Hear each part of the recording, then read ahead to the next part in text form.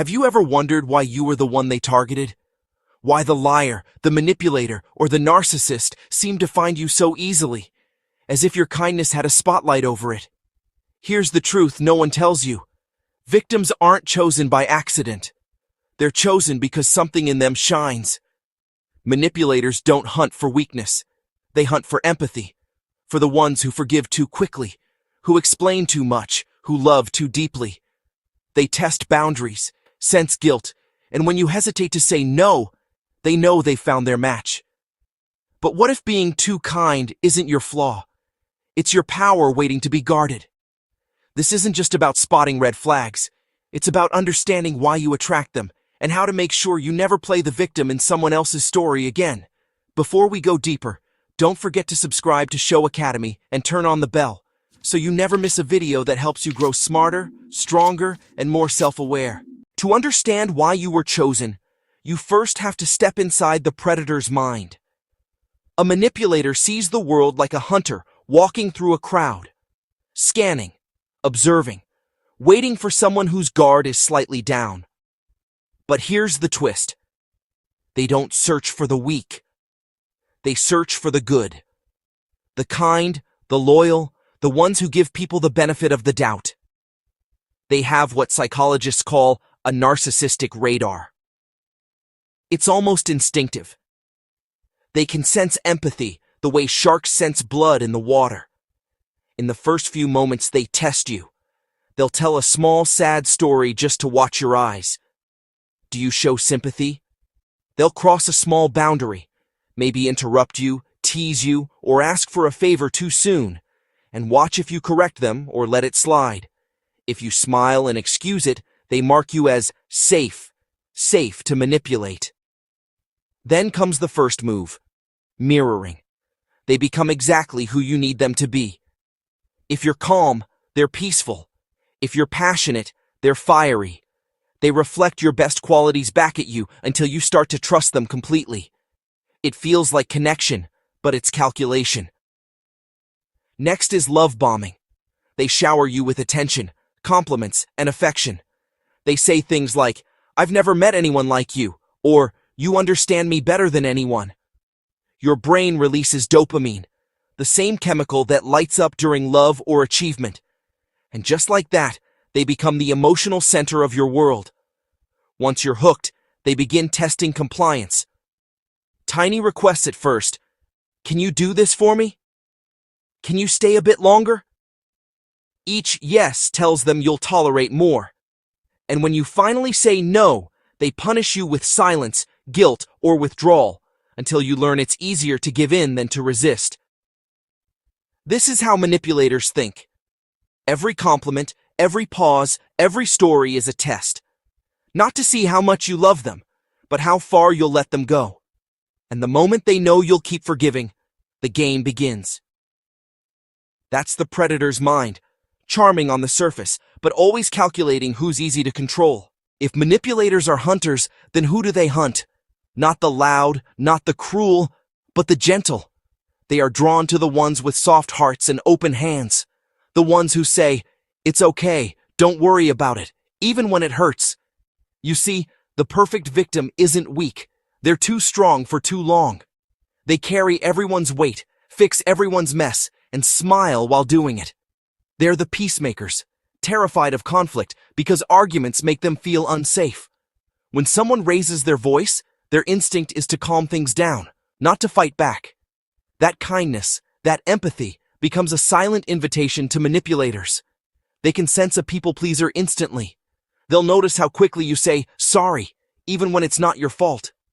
They'll see how your body tenses when someone's upset, because deep inside, you feel responsible for other people's emotions. And that's exactly what they use against you. Then comes the guilt trap. Manipulators love guilt. It's the leash they pull to control you. They say things like, "I thought you cared about me," or "Wow, I didn't expect that from you." Instantly, your brain lights up with shame. You rush to fix it, to prove you're good, to win back peace. But every time you give in, the leash tightens a little more. And then there's the fixer mentality. You don't just love people, you heal them. You see their pain, their trauma, their darkness, and you believe love can save them. But manipulators don't want healing. They want control. And while you're busy fixing them, they're quietly breaking you. Most of this doesn't start in adulthood. It begins in childhood. Maybe you grew up walking on eggshells around angry parents. Maybe love came with conditions. You were praised when you were good, ignored when you made mistakes. Your brain learned that peace only comes when you keep everyone happy. So as an adult, you keep repeating that pattern, choosing chaos you know over peace you don't trust. That's how manipulators find you. They don't see weakness. They see someone trained to love without limits. And to them, that's not kindness. It's opportunity. By the time you realize you're being manipulated, you're already trapped, not by force, but by emotion. Manipulation doesn't happen all at once. It's a loop, a repeating cycle that keeps you stuck, confused, and hopeful all at the same time. It starts with idealization. They make you feel special, chosen, extraordinary. You become their favorite person, their soulmate, their only one. They text you all day, praise you constantly, and convince you that no one has ever understood them like you do. Your brain floods with dopamine, the chemical of love, joy, and reward. You feel addicted to their attention. Then suddenly, the warmth fades. This is devaluation. They start criticizing you, pulling away, finding faults in everything you do. The person who once adored you now seems cold or irritated. You try harder to please them, to bring back the version of them you first met. And just when you're about to give up, they flip again. Now comes guilt. They'll say you've changed, that you're being too sensitive, that you're the reason they're distant. You start apologizing, questioning yourself, and taking the blame just to restore peace. And then, reconciliation. They suddenly become loving again. They hug you, compliment you, say, "See? We're fine now."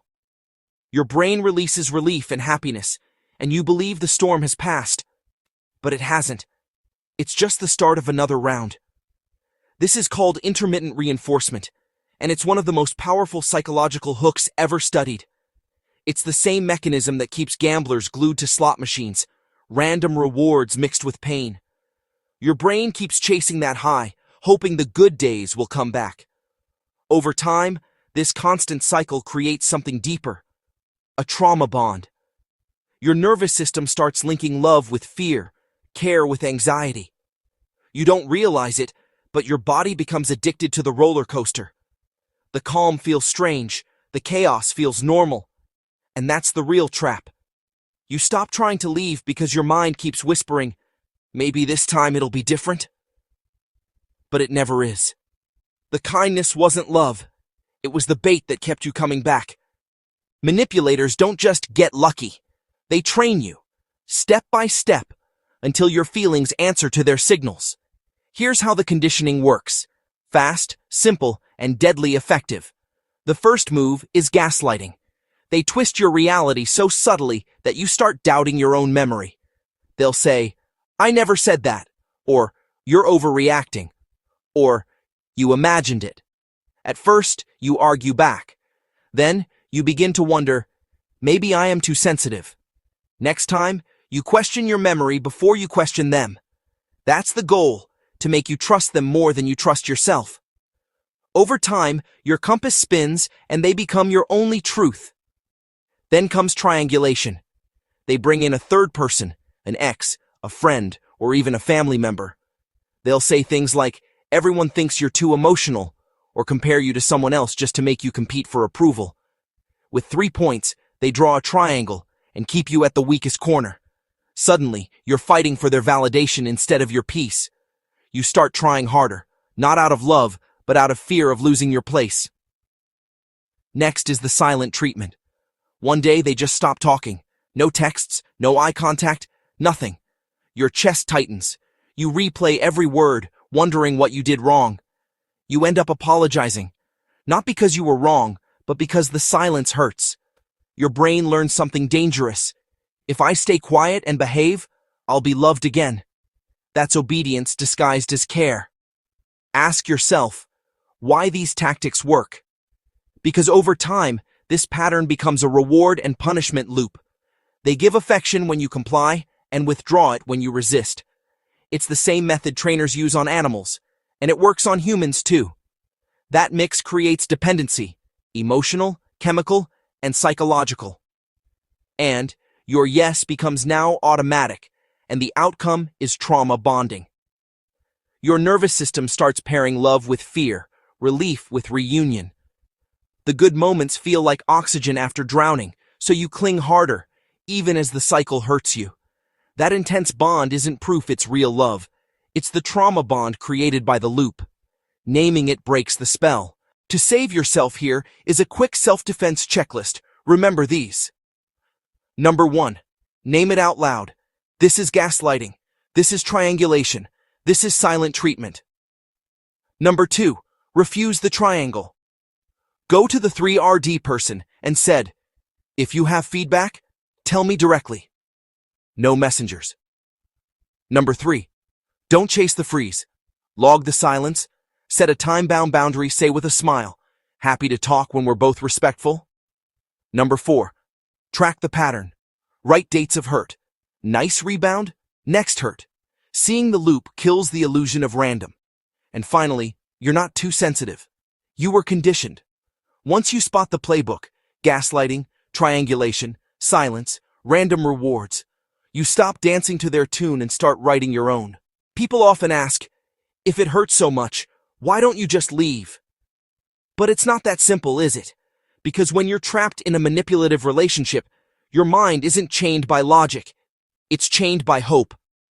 The first hook is the illusion of control. You tell yourself, I can fix this. You believe that if you just love harder, explain better, stay calmer, they'll change. You remember the good moments and think the person you first met is still hidden somewhere beneath the cruelty. So, you fight to bring them back. But that version of them was never real. It was bait. Then comes shame and self-blame. You start thinking everything is your fault. They've trained you to believe that you provoked their anger, that you're too emotional, too demanding, too much. So you shrink. You hide parts of yourself to keep the peace, and every time you stay silent, they win a little more of you. But here's the part most people don't understand. Your body is chemically addicted to the chaos. Every argument, every apology, every brief moment of affection triggers waves of adrenaline, cortisol, and dopamine. Your nervous system gets stuck in a pattern. Pain, relief, pain, relief. It feels like love, but it's really withdrawal and reward cycling in your brain. You start craving the highs even while drowning in the lows. And then there's familiarity. Your brain confuses what's familiar with what's safe. If you grew up around emotional neglect, shouting, or silent treatment, that chaos feels normal. Peace feels strange. Calm feels empty. So when you finally meet someone healthy, it feels boring. Because your nervous system doesn't recognize stability as love. That's why you stay. Not because you're weak, but because your brain, your emotions, and your memories are all working against you. You're chasing a version of love that never truly existed, hoping this time will be different. But the truth is, leaving doesn't start with walking away. It starts with seeing clearly. Once you understand why you stay, you start to remember what you deserve. And that realization, that moment of clarity, is where freedom begins. Every survivor of manipulation reaches one quiet moment. The turning point. It doesn't come with fireworks. It comes with exhaustion. You wake up one day, and instead of asking, "What did I do wrong?" you finally ask, "Why does this keep happening to me?" That's the beginning of awareness, the spark that breaks the cycle. The first step is recognizing red flags in real time. It's when you stop explaining them away and start calling them what they are. When someone constantly plays the victim, makes you feel guilty, or disappears after an argument. That's not passion, that's control. You start to notice the pattern. Love shouldn't hurt, confuse, or leave you anxious. Once you see it, you can't unsee it. Then comes the power of naming manipulation as it happens. Words are your shield. When you say, "This feels like gaslighting," or "That's not my responsibility," you take back your mind. Manipulators thrive in confusion. Clarity disarms them. When you name their behavior, you stop reacting emotionally and start responding logically. Next is emotional detachment. This doesn't mean you stop caring. It means you stop feeding the drama. You learn to breathe before replying, to stay calm when they push your buttons. You no longer chase, beg, or argue. You observe. And when you observe, you reclaim your power. Because manipulators lose control the moment you stop giving them emotional fuel. Now, it's time for practical self-protection. Start setting time limits on interactions that drain you. Keep emotional distance. Don't share everything with someone who uses your feelings against you. And if necessary, document what happens. Not to accuse, but to remind yourself of the truth when they try to twist it. Your notes become your anchor in a sea of manipulation. The turning point isn't about revenge. It's about awakening. You stop trying to win their love and start fighting for your peace. You realize you can't save them, but you can save yourself. And that's the moment everything changes. Because awareness doesn't just open your eyes, it opens the door. Healing doesn't start when you leave them. It starts when you leave the version of yourself that accepted their behavior. This chapter is about rewiring your mind, one small step at a time. Because after manipulation, your brain needs to learn something it forgot, that you are safe with yourself. The first step is cognitive reframing, teaching your mind to separate guilt from empathy. For so long, you felt guilty for saying no, for setting limits, for putting yourself first. But guilt isn't a sign that you're wrong. It's a sign that you're changing patterns. Empathy means you understand others' pain. Guilt means you take responsibility for it. You can care deeply without carrying someone else's chaos. Repeat this truth until it sinks in. You are not cruel for choosing peace. Next, start setting micro-boundaries. Tiny ones. Don't jump to cutting people off. Begin with simple things. Say, "I'll reply later," instead of answering instantly. Say, "I can't talk about this right now," when you feel drained. These small boundaries retrain your brain to see limits as safety, not danger. Watch how people react. Healthy ones will respect your space. Manipulators will panic or guilt you. Their reaction tells you everything you need to know. Then practice self-trust exercises. When you've been gaslighted, your inner voice feels broken. You doubt your feelings, your memories, your decisions. To rebuild it, start asking yourself before every choice, what do I truly feel, and what do I need right now? Then act on it, even in small ways. Every time you honor your instinct, your brain learns, my voice matters again. Finally, it's time to heal the rescuer identity. You can't save people who are committed to staying broken. Your compassion is beautiful, but it's not a job description. You were taught that love means fixing, but real love is freedom, not repair. Let others face their lessons. Your task is to protect your energy. Reprogramming the mind isn't about becoming hard or cold, it's about balance. You still have empathy, but now it has walls. You still have love, but now it has direction. And in that space between caring for others and caring for yourself, that's where your power returns.